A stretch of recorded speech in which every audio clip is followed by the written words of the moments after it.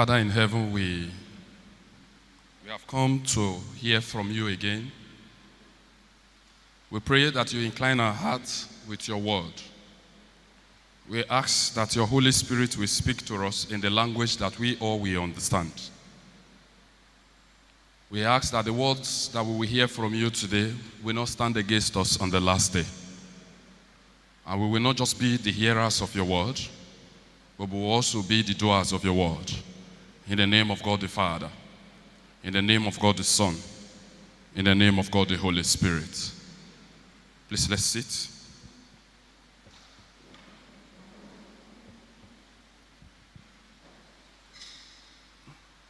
Through the help of the Holy Spirit, this morning, we are going to be looking at a topic that God himself has laid in our hearts to share with his own children this morning.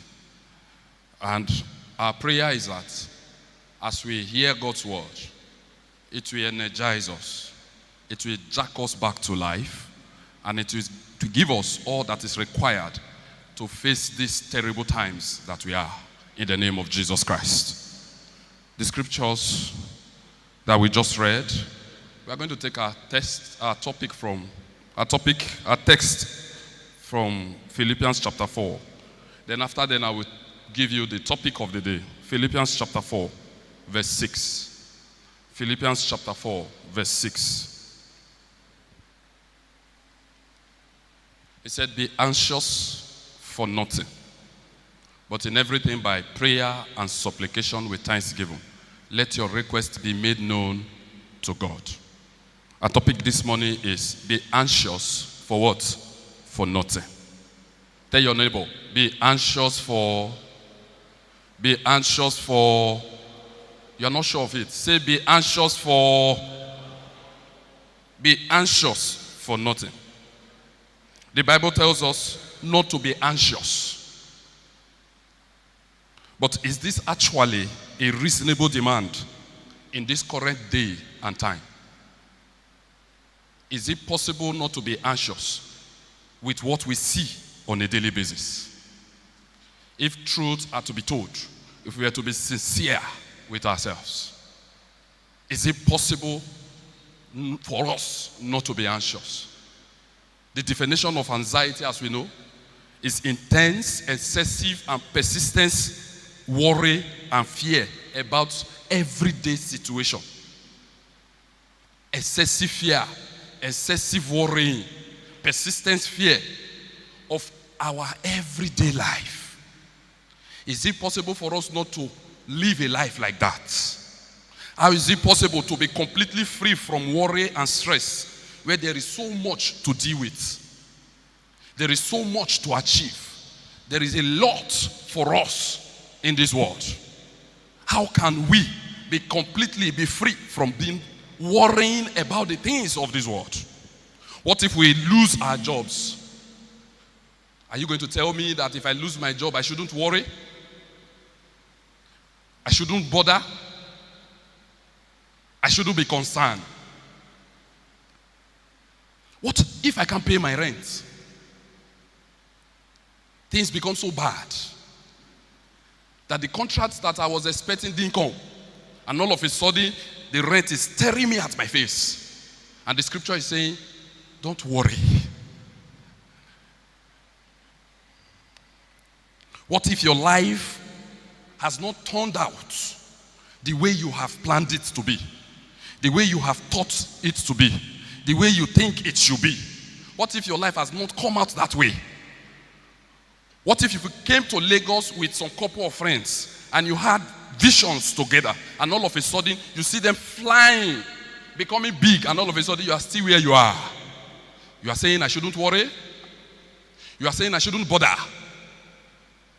What if I graduated with my friends and we are all ladies, and all of a sudden 6 out of us, we are 7, 6 are already married with children, and I'll be paying them visit, and I'll be seeing their children running around, yet I don't even have a man in my life, and you are saying I shouldn't worry? And you are saying I shouldn't be anxious? What if you sit for an exam, a promotion exam in your office, a promotion exam in school, that will take you to the next level and you fail, you expect such a person to come back home and not be anxious, and not worry, and not bother. If your child fails and comes back and show you his report card, and the next minute you see him playing PS2 in the parlor, you as a father, will you be happy? Will you be happy with such a child? You would rather say this one is unserious. This one is not serious with life. Because we believe that being worrying, being anxious, is a mark of being serious. Hallelujah. Hallelujah. We all have reasons to be anxious. We all have reason to worry. Numerous reasons that come to us on a daily basis. At our workplace, at our business place, in our family, in our school, everything we find ourselves to do, we have reasons to worry. You can think it is necessary to stress and be anxious about these things. You can think that it is very important that it is when you show that you are bothered about them that they will give way.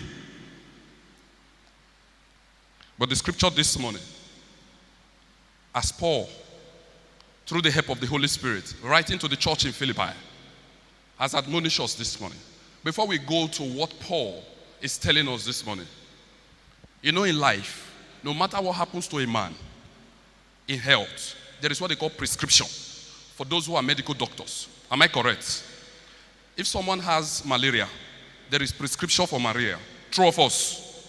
That particular prescription cannot be used for those who have cancer. It cannot be used for those who have HIV. And there are people who have terminal diseases that the doctor says you have to take these drugs till you die. The day you stop taking this particular drug is the day your health starts to deteriorate. We all have that. Am I correct? Now, Paul, writing to the church in Philippi, gave them a prescription, an antidote to anxiety. Gave them a prescription, an antidote to being anxious. Gave them a prescription that can help in times when you find yourself in these situations that I just highlighted. Gave them a way out. And what he says, if we can follow these steps, you find out that the way you judiciously follow the medical advice of your doctor that says 1 BD, 1 3 times daily, 1 4 times daily, 1 5 times daily for 1 month, for 1 week, for 5 days, all through your life. Paul has given us a prescription. And we are going to look at the 4 prescriptions he has given to us.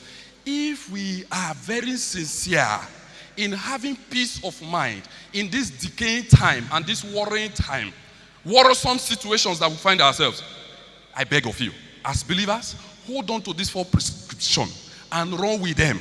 And as you run with them, you find that anxiety will be very far. Worrying will be very far. Because if you can apply this prescription, like you apply the prescription of headache and you find out that after 3 days the headache has gone, you find out that worrying naturally will give way. I pray for you this morning that the Holy Spirit will give you understanding in the name of Jesus Christ. In Philippians chapter 4 verse 6, in just this verse, Paul gives 4 ways to help people be anxious for nothing. All the ways are easy to follow if you are sincere about finding inner peace. If you really want peace of mind, I read an article that says 50 years ago, the mental health of people of today, what people live with today and cope, was what took people 50 years ago to psychiatric hospital. Do you understand what I just said? The trouble, the worries that you can handle today, 50 years ago, the people of those times could not handle it. They would rather end up in where? In psychiatric hospital. That's how bad the times we are is. In the first part of this scripture that we are going to be considering, Paul tells us to be anxious for what? I want you to echo it. To be anxious for what? Then he went ahead to give us 4 short imperatives to make that happen. And those are what we are going to be looking at. If you have your pen, I would like you to write it down when you get back home so you could study it and look at it and say, Lord, I want to live by this prescription. And I pray that as you live by them, God will help you out of them in the name of Jesus Christ. So let's do as Paul has suggested in this scripture. In Philippians chapter 4 verse 6. The first thing he said, you should do what? You should do what? But in everything you should do what? So let's look at pray. So the first prescription there is what? Worrying, you are anxious, you are disturbed, things are not going the way you should go. What did he say you should do? What did he say you should do? You should pray. Paul tells us to pray about everything. That nothing should be too small, nothing should be too big to pray about. Sometimes people think things are too small to pray about, and they pray about only what they think are big enough for them to pray for. Somebody wakes up, he can't even thank God that he has the ability to wake up. He sees this as normal. God wants us to pray about everything because to him, every prayer carries the same weight. We are the ones who consider our needs to be either small or what? Or big. To God, every prayer is the same. Remember what happened in Joshua's army's camp? You remember the story of Joshua? He was to fight the city of Ai. Ai. That city was so small. The army in that city was like a crump in Joshua's hands. So Joshua didn't bother to pray about it. The scripture says Joshua did not inquire of the Lord because he believed that his army were enough to defeat the army of Ai. Hallelujah. Because the city was so small with few men. The Israelites were defeated in that war. Likewise, we think that the situation is too small for us to pray. And at the end of the day, it is such situation that defeats us. And we find out that we have put ourselves in a terrible mess. Giant Israelites, small city of Ai, was defeated because the Joshua's army decided not to pray to the Lord before going for that war. Hallelujah. They were defeated because they did not pray before going to battle. Let's look at 1 Thessalonians chapter 5 verse 16. The scripture told us there. It said, rejoice always. I will just read the A pass. Pray continually. You see the prescription now. Rejoice always, no matter the situation, and do what? Pray, do what? Continually. They neglected to seek God. They neglected to seek God's guidance. Likewise, most of us. We neglect to seek God's guidance in our children's life, in our husband's life, in our business, in everything we do. And Joshua's big army was defeated by a small city called Ai. In Joshua chapter 7, 3 to 26. We could see the story there. The next thing there, the next prescription, please take me back to Philippians chapter 4. The next prescription there, after prayer, is what? Supplication. That's 2. So when you have prayed, there is a place for what? For supplication.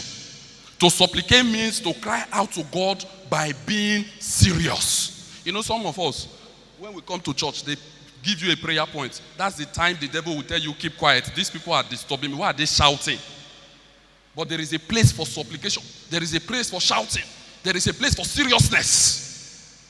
Too many times, some people treat talking to God as a passive phrase. They don't believe in it. They just keep quiet. Somebody raise a prayer point and everybody is quiet. And you have a serious problem.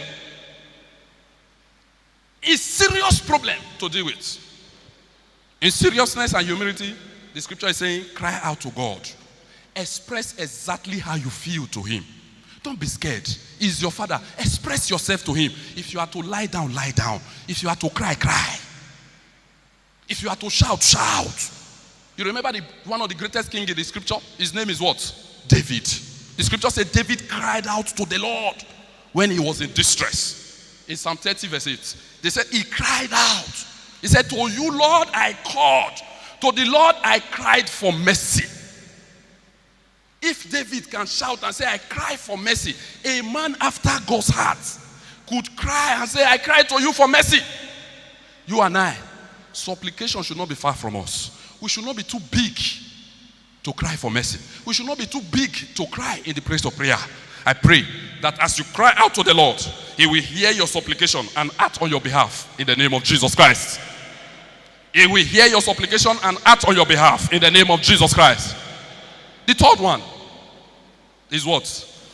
Thanksgiving. After you have prayed, what happened? You supplicate. The third one becomes what? Thanksgiving. Just as you pray about everything, thank God for everything, whether good or bad. You know, people just thank God only when things are rosy. They don't know how to thank God when things are bad. Do you know that God can hide your miracle in a very difficult situation for the enemy not to be able to see it until the day of that testimony?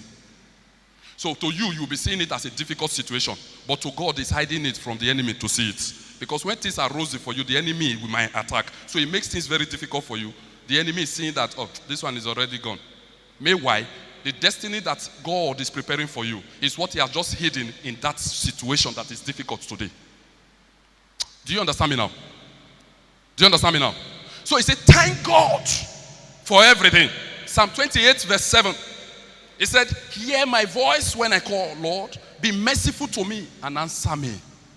Thank God. Thank God.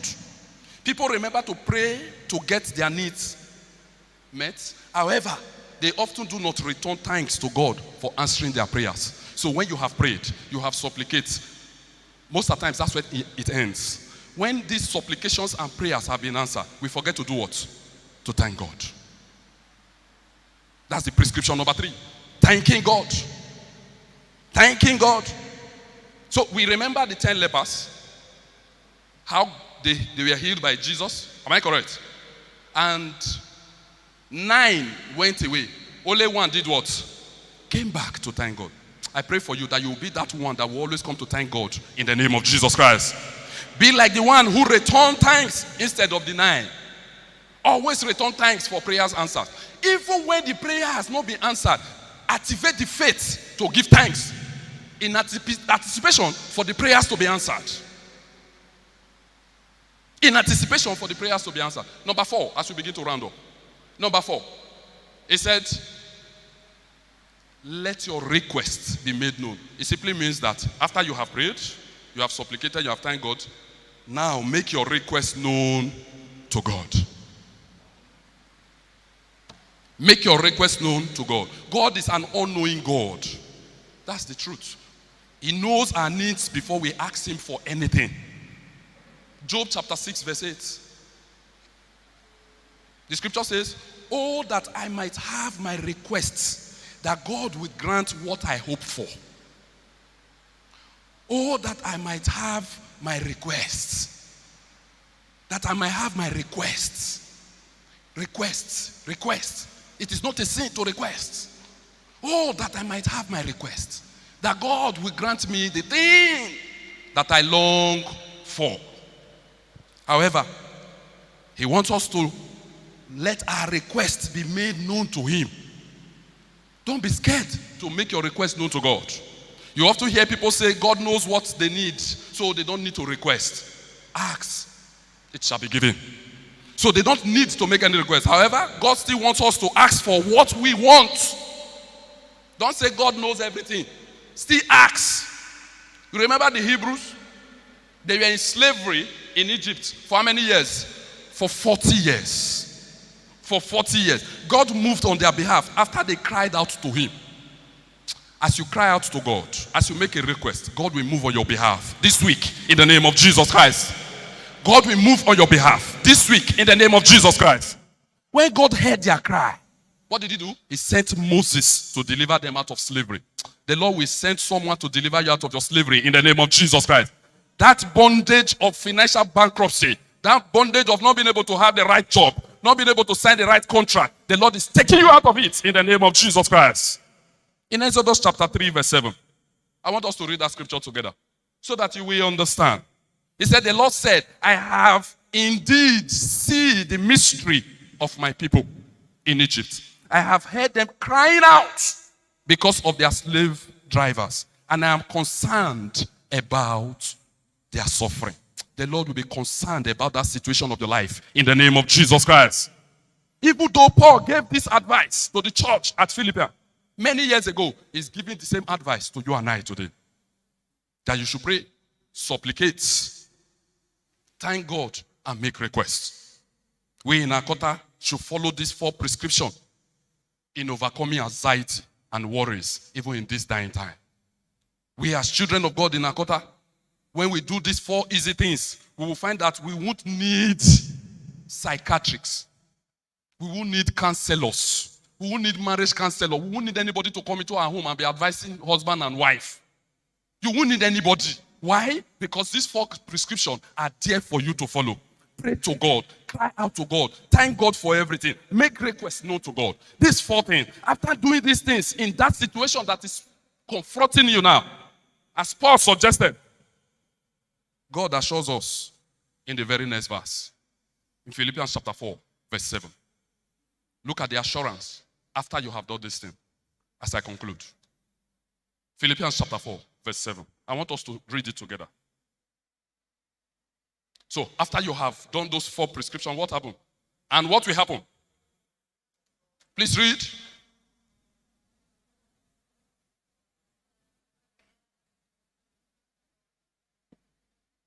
Is that true? Is that correct? It's as easy. It's as simple as that. So for you to activate this peace, what happened is that you have to pray, you have to supplicate, you have to thank God, and you must make your request and thanksgiving to God. He said, and the peace of God which passes all understanding will then guide your heart and mind. So when the peace of God is guiding a man's heart, worry is far. Anxiety is far because he knows who talks to him. He knows the relationship he has with the Father. And the peace of God that passes all understanding, we begin to find expression in your life. Why? Because you have decided to pray. You have decided to go with this prescription.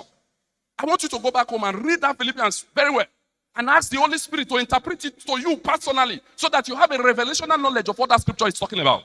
And you find out that going forward, it becomes very easy for you to overcome anxiety. I pray for you this morning that everything that gives you anxiety, everything that gives you worry, everything that gives you fear, by the mercies of the Lord, it's giving way now in the name of Jesus Christ.